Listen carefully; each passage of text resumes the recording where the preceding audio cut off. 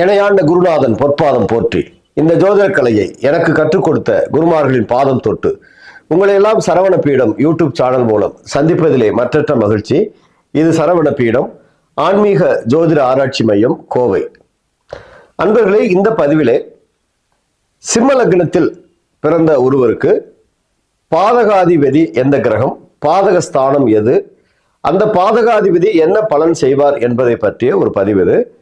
இந்த பதிவை ஸ்கிப் பண்ணாம பாருங்க, அப்பதான் உங்களுக்கு நிறைய விஷயங்கள் தெளிவா புரியும். இந்த சேனலை சப்ஸ்கிரைப் பண்ணாம இருந்தா ஒரு முறை சப்ஸ்கிரைப் பண்ணிக்கோங்க. அப்படியே பக்கத்துல ஒரு பெல் சிம்பிள் வரும், அதை பிரஸ் பண்ணிக்கோங்க. அடுத்தடுத்து எங்கள் பதிவுகள் உங்களுக்கு கிடைப்பதற்கு அது வசதியாக இருக்கும். பிடிச்சிருந்தா ஒரு லைக் பண்ணுங்க, ஒரு ஷேர் பண்ணுங்க, ஒரு கமெண்ட் பண்ணுங்க. சிம்ம லக்னம், இது காலப்புருஷனுடைய 5வது லக்னம். மொத்தம் 12 லக்னங்கள், மேசம் முதல் மீனம் வரை. இந்த 12 லக்னங்களை 4 லக்னங்கள் சர லக்னாகவும், 4 லக்னங்கள் ஸ்திர லக்னங்களாகவும், 4 லக்னங்கள் உபய லக்னங்களாகவும் ஜோதிட சாஸ்திரம் பிரித்து வச்சிருக்கு. அப்ப சர லக்னங்கள் என்பது ஒரு விதமான பலன்களை செய்யக்கூடிய அமைப்பு, ஸ்திர லக்னங்கள் என்பது ஒரு விதமான பலன்களை செய்யக்கூடிய அமைப்பு, உபய லக்னங்கள் என்பது ஒரு விதமான பலன்களை செய்யக்கூடிய அமைப்பு. இந்த ஒவ்வொரு ஸ்தரம் ஸ்திரம் உபயத்துக்கு தகுந்த மாதிரி பாதகம் பாதகாதிபதி வேற வேற கிரகங்கள் வருவாங்க. அதுல நம்ம சிம்ம லக்னத்தை பத்தி பார்க்க போறோம். இந்த சிம்ம லக்னம் ஸ்திர லக்னங்களில் சேர்ந்தது. அப்ப ஸ்திர லக்னங்களுக்கு 9ஆம் இடம் பாதகஸ்தானம், 9ஆம் அதிபதி பாதகாதிபதி அப்படின்னு சாஸ்திரம் சொல்லப்பட்டிருக்கு. இப்ப சிம்மத்திற்கு 9ஆம் இடம் அப்படின்னு எடுத்துட்டீங்கன்னா அது மேசம் அப்படிங்கிற அந்த லக்னம், மேச ராசியா வரும். அப்ப சிம்மத்திற்கு பாதகஸ்தானம் மேசம், பாதகாதிபதி அந்த மேசத்திற்கு அதிபதி செவ்வாய் அப்படிங்கிற கிரகம். சிம்ம லக்னத்தில் யார் பிறந்திருந்தாலும் அவர்களுக்கு செவ்வாய் பாதகாதிபதியாக பலன் கொடுப்பாரு. அந்த மேச லக்னம் பாதகஸ்தானமாக வேலை செய்யும். அப்ப மேச லக்னம் பாருங்க, காலபுருஷனுடைய முதல் வீடு லக்னமே மேச, காலபுருஷனுடைய லக்னமே மேச லக்னம் தான், முதல் வீடு காலபுருஷனுக்கு. சிம்மத்திற்கு அது 9ஆம் சொல்லக்கூடிய பாக்கியஸ்தானம். அப்ப இந்த சிம்ம லக்னத்தில் பிறந்தவர்களுக்கு பொதுவாகவே அவர்கள் அந்த காலபுருஷனுடைய தத்துவத்தினுடைய லக்ன விதிப்படி நிறைய பாதகத்தை சந்திக்கிறாங்க. இவர்களுக்கு 9ஆம் இடமே பாக்கியஸ்தானமா வருது. அப்ப 9ஆம் இடம் என்பது புகழ், அந்தஸ்து, வெற்றி, ஒரு பிறவிக்கான எல்லா பாக்கியமும் 9ஆம் இடம் தான் அப்படின்னு சொல்லப்பட்டிருக்கு. அதே மாதிரி 9ஆம் இடம் தகப்புடைய ஸ்தானம். 9ஆம் இடம் வாழ்க்கையில நல்ல ஒரு உயரத்தை தொடக்கூடிய பிறவிக்கான முழு பாக்கியத்தை அடையக்கூடிய ஒரு ஸ்தானம். அப்படிப்பட்ட இந்த 9ஆம் பாவம் இந்த சிம்ம லக்னத்திற்கு பாதகஸ்தானமாக அமையுது. அப்ப செவ்வாய் அப்படிங்கிற கிரகம் சிம்ம லக்னத்துக்கு எங்கே இருந்தாலும் பாதகத்தை செய்வார். இந்த சிம்ம லக்னத்தில் பிறந்தவர்களுக்கு செவ்வாய் திசை வர அமைப்பு இருக்குன்னு வைங்க. எல்லா சிம்ம லக்னத்துக்கும் செவ்வாய் திசை வராது, ஒரு சிலருக்கு அந்த செவ்வாய் திசை வரக்கூடிய அமைப்பு இருக்கும். உதாரணத்துக்கு ஒரு சந்திரனுடைய நட்சத்திரத்தில் பிறந்திருக்காங்க அப்படின்னு வைக்கலாம். சந்திரனுடைய நட்சத்திரம் என்பது ரோகிணி, அஸ்தம், திருவோணம். இதில் பிறந்தவர்களுக்கு முதல் சந்திர திசை, 2வது செவ்வாய் திசை வந்துடும். அப்ப இளமை காலத்தில் செவ்வாய் திசை அப்படின்னு வச்சிட்டோம்னா கல்விக்கான காலங்கள் அப்படிங்கும்போது ஆரோக்கியம், கல்வி, நிம்மதியை செவ்வாய் பாதகத்தை கெடுப்பார். அந்த காலத்துல தகப்பன் ஸ்தானத்தை கடுமையா பாதிப்பார் செவ்வாய். ஏன்னா அவர் பாதகாதிபதியாக திசை நடத்தக்கூடிய காலம். ஒருத்தர் செவ்வாய் நட்சத்திரத்திலே பிறந்திருந்தாலும் முதல் திசையே செவ்வாய் திசையில் தான் வரும். இப்ப மிருகசீரிசம், சித்திரை, அவிட்டம் இதுல ஒரு குழந்தை பிறந்து சிம்ம லக்னமா வருது அப்படின்னா அந்த குழந்தை பிறந்த முதல் தசையே செவ்வாய் தசை தான், முதல் தசையே பாதகாதிபதி தசை தான். அப்படிங்கும்போது அந்த குழந்தை பிறந்த உடனே தகப்பனை படால்பாடு படுத்திட்டு தான் விடும். ஏன்னா 9ஆம் இடம் தகப்பன் ஸ்தானம். அப்ப இந்த மாதிரி அந்த முதல் தசை வந்தாலும் சரி, 2வது திசை வந்தாலும் சரி, 3வது திசை செவ்வாய் திசை வருது அப்படின்னா சூரியனுடைய நட்சத்திரத்தில் பிறந்திருப்பாங்க. கார்த்திகை, உத்திரம், உத்திராடம் இதில் பிறந்து சிம்ம லக்னத்தில் இருந்தால் சூரிய திசை, 2வது சந்திர திசை, பிறகு செவ்வாய் திசை. கிட்டத்தட்ட ஒரு 15 வயசுல செவ்வாய் திசை ஆரம்பிக்கும், 22 வயது வரைக்கும். அதுவும் வாழ்க்கையில ஒரு முக்கியமான காலகட்டம். இந்த காலத்துல செவ்வாய் பாதகாதிபதியா வரும்போது கல்வியை கெடுத்துறாரு, ஆரோக்கியத்தை கெடுக்கிறாரு, நிறைய குழந்தைகளுக்கு விபத்து கண்டங்களை சந்திக்க வைக்கிறாரு. ஏன்னா காலபுருஷனுடைய 8ஆம் அதிபதி செவ்வாய் தான். காலபுருஷ தத்துவப்படி அவரே அஷ்டமாதிபதியா வரும்போது செவ்வாய் விபத்து கண்டங்களை அந்த காலத்தில் சந்திக்க வைக்கிறாரு. பொதுவாகவே செவ்வாய் திசை வரும் காலங்கள் யாருக்குமே சிறப்பில்லை. பொதுவாகவே எல்லா லக்னத்துக்கும், ஒரு சில லக்னத்துக்கு மட்டும்தான் விதிவிலக்கு. அதுல சிம்மத்தில் பிறந்தால் செவ்வாய் பாதகத்தை கடுமையாக செய்வார். அந்த அஷ்டமாதிபதி வேலையை கட்டாயம் செய்வார். தடை, தோல்வி, அவமானம், விபத்து, கண்டங்கள் உண்டு. ஏன்னா அவர் காலபுருஷனுக்கு 8ஆம் அதிபதிங்கிறதுனால. லக்னத்துக்கு 9ஆம் அதிபதிங்கிறனால அந்த பாக்கியத்துடைய தன்மையும் அங்க கெடுப்பார். அப்ப இந்த சிம்ம லக்னத்தில் பிறந்து இந்த மாதிரி செவ்வாய் திசை வரும் வயது காலம் உங்களுக்கு எத்தனாவது திசை வருது அப்படின்னு பார்த்துக்கணும். ஒரு சிலருக்கு செவ்வாய் திசை வராது வாழ்க்கையில. அந்த மாதிரி அமைப்புகள் இருந்தால் பிரச்சனை இல்லை. ஆனால் அந்த செவ்வாய் நின்ற பாவத்தையும் கூட சேர்ந்த கிரகத்தையும் கட்டாயம் பாதிப்பாருங்க. அந்த பாதகாதிபதி நின்ற இடத்தை பாதிப்பாரு, கூட பாதகாதிபதி சேர்ந்த கிரகத்தை பாதிப்பாரு. பாதகத்தில் நின்ற கிரகங்களும் பாதிப்படையும். செவ்வாய் திசை வரலைனாலும் இந்த மாதிரி சில பாதிப்புகள் கட்டாயம் உண்டு. ஆனால் திசையே வரும் அமைப்பு இருந்தா அந்த காலம் 7 வருஷம் என்பது மிகப்பெரிய சோதனை காலம் தான். இப்போ ஒரு 40 வயசுல செவ்வாய் திசை வருதுன்னு வைங்க, இல்ல ஒரு 30 வயசுல செவ்வாய் திசை வருதுன்னு வைங்க, 30 to 37 திருமணம் அப்படிங்கிற முக்கியமான காலகட்டம், வாழ்க்கையில முதல் படி அப்படிங்கிற காலகட்டம், மிகப்பெரிய சோதனைகளை சந்திக்கிறாங்க. ஒரு 40 வயதுல வந்தா வாழ்க்கையில 47 வரைக்கும் வாழ்க்கையில் மிகப்பெரிய சோதனைகளை சந்திக்கிறாங்க. இப்படி அந்த திசையுடைய ஆரம்ப வயது எந்த காலமோ அதுல இருந்து அந்த 7 வருஷ காலம் மிகப்பெரிய சோதனை காலம். அப்ப நீங்க சிம்ம லக்னத்தில் பிறந்து உங்களுக்கு செவ்வாய் திசை வருதா அப்படின்னு பாத்துக்கங்க. உங்க ஜாதக பிரகாரம் உங்க சுய ஜாதகத்துல பாத்தீங்கன்னா முதல் திசை, அடுத்தடுத்த திசைகள் போட்டிருப்பாங்க. அதுல செவ்வாய் திசை வருதான்னு நீங்க பாருங்க. இப்ப சுக்கரனுடைய நட்சத்திரம் அப்படின்னு வச்சுட்டா ஒரு 20 வருஷம் சுக்கர திசை. சூரியன் 6, 26, சந்திரன் 10, 36, செவ்வாய் 7, 43 வயசுல கிட்டத்தட்ட 35-40 வயசுல வரும் சுக்கரனுடைய நட்சத்திரத்தில் பிறந்தவர்களுக்கு. பரணி, பூரம், பூராடம் இந்த நட்சத்திரங்கள் பிறந்திருந்தாலே செவ்வாய் திசை வந்து கட்டாயம் ஒரு 35-40 வயசுல வந்தே தீரும். அதெல்லாம் மிகப்பெரிய ஒரு சோதனைக்கான காலங்கள் தான், கவனம் தேவை. அதே மாதிரி செவ்வாய் புத்தி வரும் காலங்கள்லயும் செவ்வாய் அந்தரம் வரும் காலங்கள்லயும் கூட அந்த பிரச்சனைகள் வரும். இப்ப வேற ஒரு திசை நடக்குது, ஒரு குரு திசை நடக்குது. குரு திசையில செவ்வாய் புத்தி அப்படின்னு ஒரு காலம் வரும். அப்ப செவ்வாய் புத்தி வரும் காலமும் செவ்வாய் பாதகத்தை செய்வார். செவ்வாய் அந்தரங்கள் வரும்போதும் அந்த பாதகத்தை செய்வார்.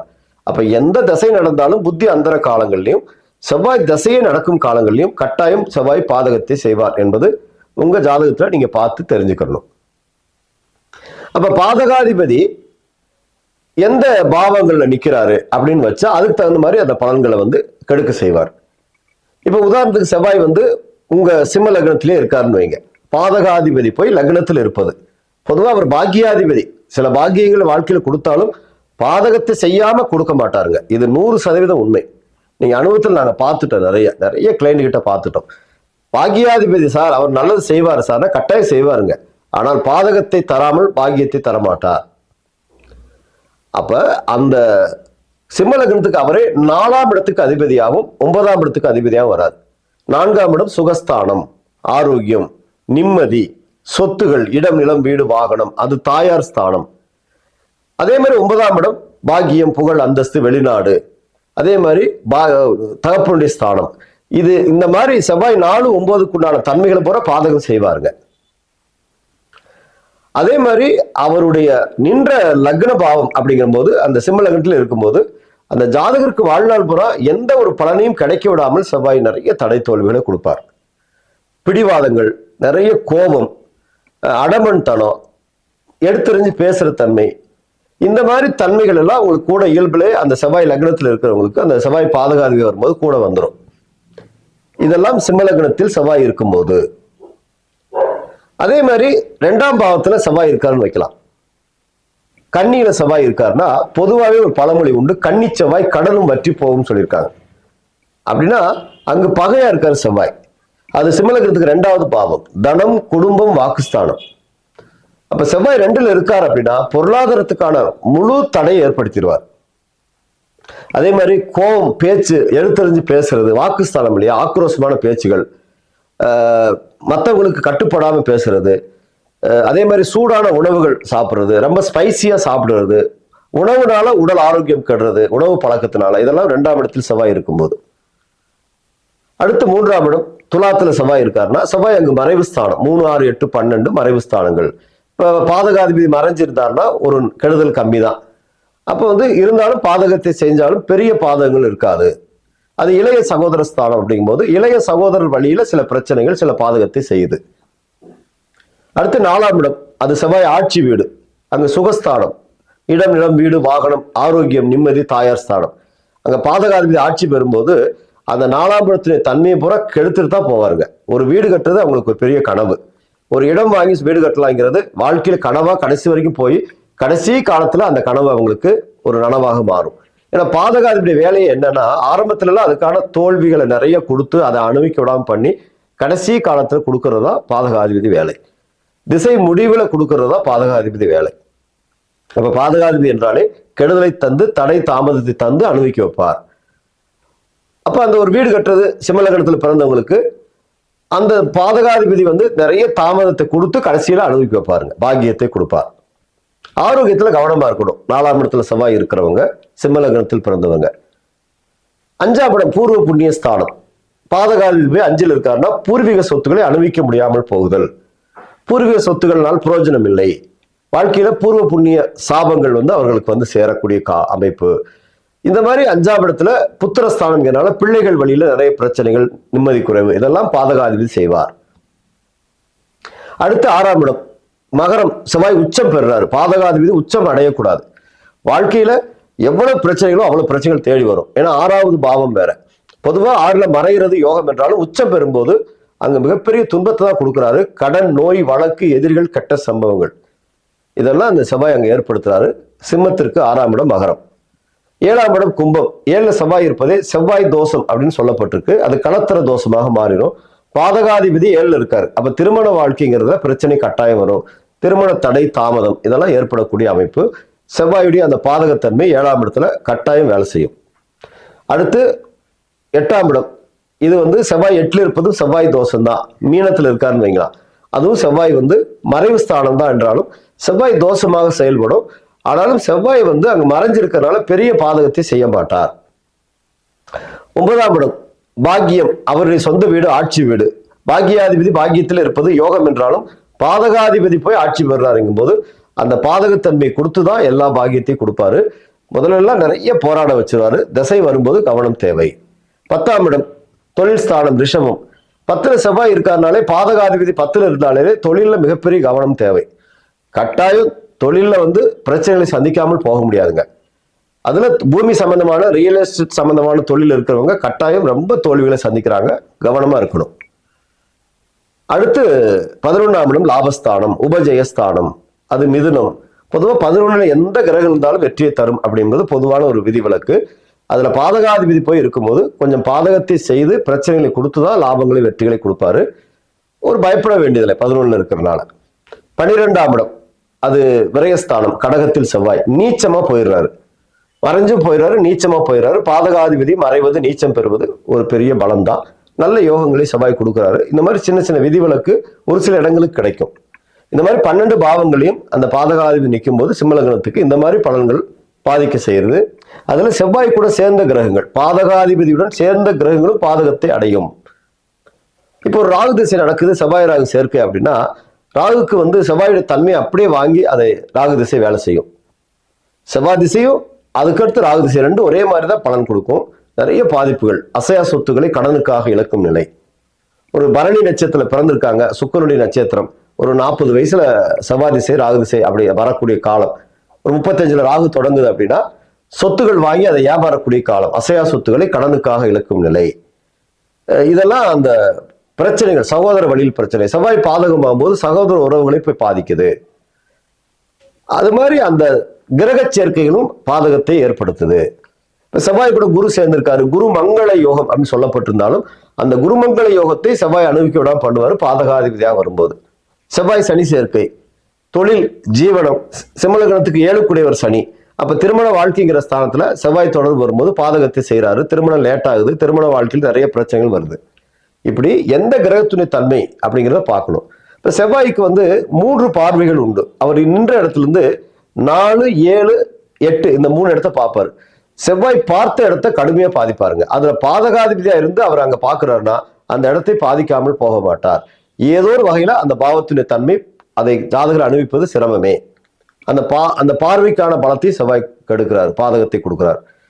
அதே மாதிரி பாதக ஸ்தானத்தில் நின்ற கிரகங்களும் பாதகத்தை அடையுது. இப்ப மேசத்துல போய் ஒரு கிரகம் இருக்குது சிம்மலக்னத்தில் பிறந்தவங்களுக்குன்னா அந்த மேசத்தில் நின்ற கிரகமும் பாதகாதிபதியுடைய தன்மையை அப்படிதான் வெளிப்படுத்துறாரு. ஏன்னா பாதகஸ்தானத்தில் நிற்கிறாரு.